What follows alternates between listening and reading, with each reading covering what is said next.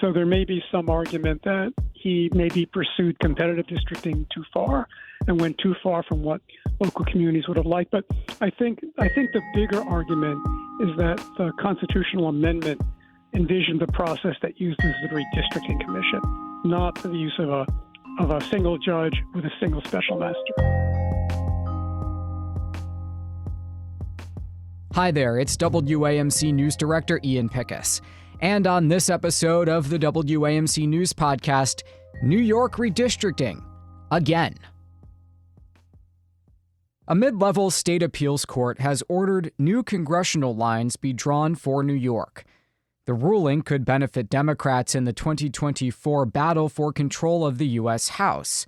The appellate division of the state Supreme Court reversed a lower court and directed a state redistricting commission to start work on new proposed state congressional lines. Democrats are supporting the lawsuit, which seeks to scrap the 2022 lines in New York, under which Republicans flipped 4 congressional seats. Republicans quickly pledged to take the politically charged case to New York's highest court.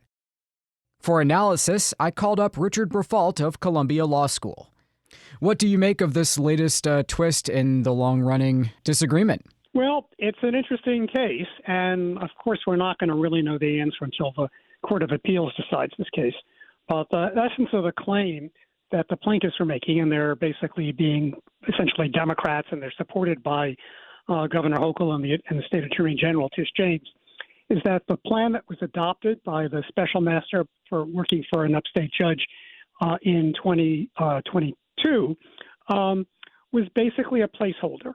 That the Court of Appeals found that the state legislature's redistricting plan violated the Constitution in several ways, both in terms of procedure and in terms of gerrymandering, but said that time is short. It was already springtime. The primaries were coming soon, and it was that given the tightness of time, the matter should go to a special master to draw the lines. What was unclear was whether or not that meant just for the 2022 elections or whether for the rest of the decade. And what the plaintiffs are claiming is that this was basically an emergency matter, a time-pressed matter to get the lines drawn right away, but that now that that's been taken care of, we should go back to the procedure that the voters adopted when they passed the constitutional amendment, setting up the redistricting commission. And it should all go back to the commission, and that's what they're literally seeking as an order to the commission to start work on congressional lines. And then ultimately those lines would go to the legislature, and that in turn would probably go to judicial review, but basically to restart the process that was stopped in 2022 because of partisan deadlock. Do you think that argument has merit? It's a close question. I think, there's a lot of tea leaf reading about what did the Court of Appeals actually say, and it can be read both ways. I think the strongest part of the argument for doing this is that this constitutional amendment the voters adopted said that they really want this to go through the redistricting commission process and then the legislature, and that the commission and even the constitutional amendment said that if a court finds that a plan is invalid, it should be sent back for correction rather than being resolved in the court. So the strongest argument the plaintiffs had is that this is more consistent with the process the state constitution lays out. I think the strongest argument for the defendants, or essentially Republicans, is, hey, we did this redistricting. It was a fair plan. It produced competitive districts. Leave it until 2030. The Independent Redistricting Commission ultimately deadlocked. It didn't work. Will that weigh on the upcoming decision at all, the fact that it has been tried? Well, it did deadlock on the congressional and Senate plans. But interestingly, the litigation last year, the Republicans didn't challenge the Assembly plan. They later challenged the Assembly plan, and that went to court. And the court then sent that back to the Independent Redistricting Commission. And this time the commission actually made a deal. The commission broke the deadlock. There were some membership changes. Maybe there was less controversy with the district lines. I'm not sure. But I think at the very end of last year or the very beginning of this year, the commission actually came up with a new Assembly plan, which the legislature approved. So I think the plaintiff's argument is going to be, yeah, they were deadlocked last time, but now they've shown that they can actually make a deal. And maybe everyone is going to be on better behavior now because they know what the consequences are of not making a deal. But you're right. Last time the process failed. And will it be better this time?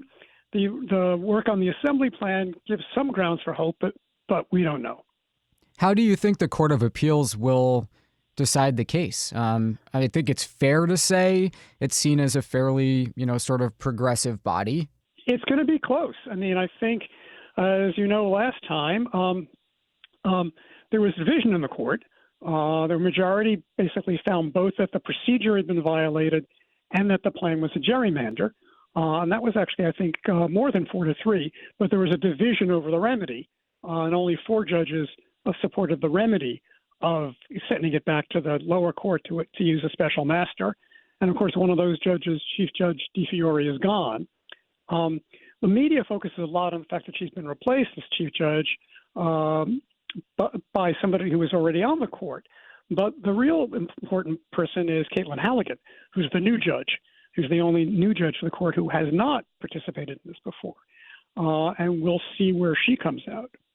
I want to go back and talk about the special master for a moment. Now that we have seen the current lines in place for an election and now for a good chunk of the congressional term, what's so bad about the map that he drew? Even if it wasn't the way that it was supposed to happen, right. It's what did happen. Right. No, that's a fair point. And the one argument is he may have drawn a good map, but it wasn't the process that the voters adopted when they passed the constitutional amendment. That's probably the strongest argument, the legally strongest argument. There were some criticisms of the map in that in his effort to create very competitive districts, he drew districts, he departed from a lot of traditional districting, the way traditional counties or areas were grouped together. As you know, in Manhattan, historically, the east side and the west side were in different districts for decades and decades and decades, and he created a district where they were together, which was very unusual. And as I understand it, there were some similar departures from traditional districting lines upstate. So there may be some argument that he maybe pursued competitive districting too far and went too far from what local communities would have liked. But I think the bigger argument is that the constitutional amendment envisioned a process that used the redistricting commission, not the use of a single judge with a single special master. It's really an important decision. I mean, everyone in America knows that, the Hudson Valley seat flips were pivotal in giving Republicans control of the House. So this could really weigh on how 2024 goes. Absolutely. I mean, these things are happening in a number of other states. I mean, in North Carolina, the flip may be in the opposite direction. The North Carolina Supreme Court had found the legislature's plan to be a partisan gerrymander and ordered new districts. And then the North Carolina Supreme Court's composition changed. And now they've basically said, no, it wasn't a gerrymander. The legislature can create new districts again. So that's likely to help Republicans. As a result of the Supreme Court's decision on the Voting Rights Act, Democrats may pick up a district or two elsewhere in the South. You're right. Control of the House of Representatives is very close. Districting is not the only thing going on. Obviously, the 2024 election will matter in every respect, including districts that are not going to be redistricted. But certainly, if district lines change in a handful of states, including New York, that could have an impact. Let me wrap up by asking you a question I always ask you. What is the timeline for this? People are already running for Congress in 2024 in New York State under the current lines. That's hard to say, but it's not that late, is what I would say. Remember, the districting in 2022 wasn't really resolved until the spring of 2022. So we're about 8 months away from that.